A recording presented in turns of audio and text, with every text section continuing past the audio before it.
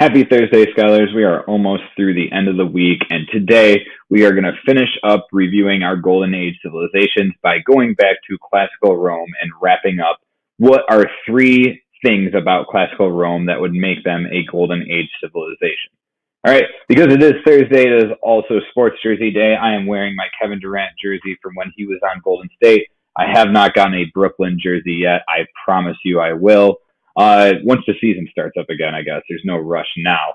But I hope you all are getting ready to wear your sports jersey, or you are wearing your sports jersey for Thursday.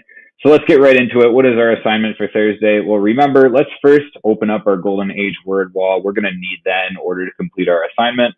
So let's open that up in a new window. And then let's go back to what we are doing today. So remember, April 16th, classical Rome wrap up. Because tomorrow, April 17th, we are writing our assessment. Which Golden Age civilization was the most golden and why?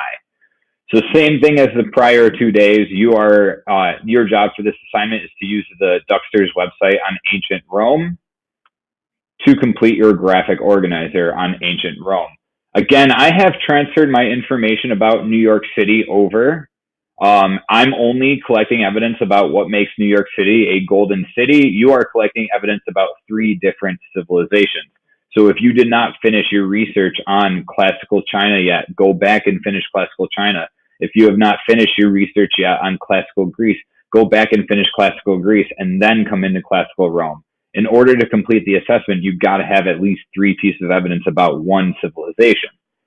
So let's take a look at what we're talking about today. It's classical Rome. You're going to use this website here on Duxter's to collect three pieces of evidence related to three different categories of a golden age, and you're going to put them on the graphic organizer. So far about New York City, I've collected evidence about their government and their architecture and how that makes them a golden civilization. For this last one, I'm going to talk about job specialization. And for my evidence, I'm going to write in New York City, or I'm actually going to start it by saying the population of New York City is over 8 million people in the entire city. So across all five boroughs, there is over 8 million people in New York City. I looked it up. It's about 8.3 million people live in New York City today. So that's the population of New York City. It doesn't connect back to job specialization yet. All I did was mention that the population of New York City is over 8 million people in the entire city. I'm going to write that there are also plenty of businesses opening. All right, plenty of businesses that are open and plan to open in New York City. This means that there are plenty of jobs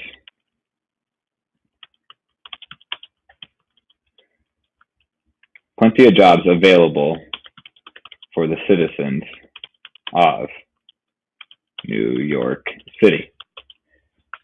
This might not be the case anymore with the coronavirus pandemic, but before that was true. The population of New York City is insanely high, yet there are plenty of businesses, and there are businesses that are continuing to open in New York City that allow people to get jobs.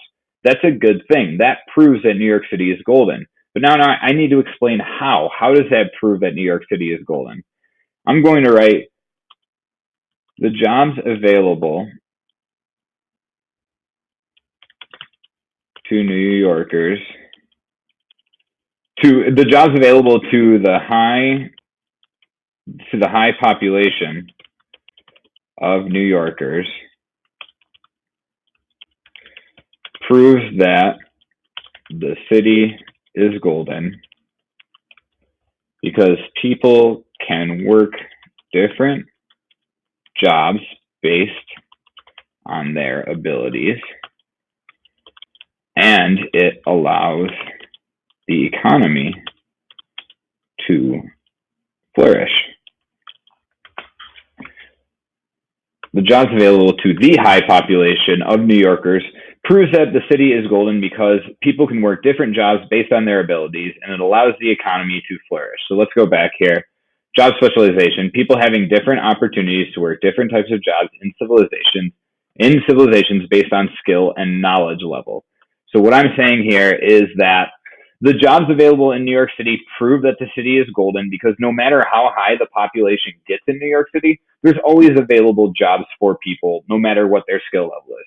You can work at a restaurant, you can be a teacher, depending on, again, what college you have or what level of college you have. And for people who haven't gone to college, there's plenty of colleges available. So I could even write that as another piece of evidence. I could write, there are colleges available in NYC. And then in my reasoning, I could explain how the colleges train people to go into jobs that would help out NYC. But just make sure you notice how I've made the connection between jobs and how that proves that New York City is a golden city. Remember, you are talking about Rome, classical Rome, and you need three pieces of evidence about three different categories collected from this website that proves that Rome was a golden civilization. Again, if you have any issues, make sure you are joining the Google Meet at 10:30 in the morning. Other than that, make sure you're sending me an email at jbzon@bronxarts.net for whatever help you need. Make sure you have all three of these graphic organizers done before Friday because Friday is our assessment. You need to pick one civilization and explain why that civilization was the most golden of all of the golden civilizations.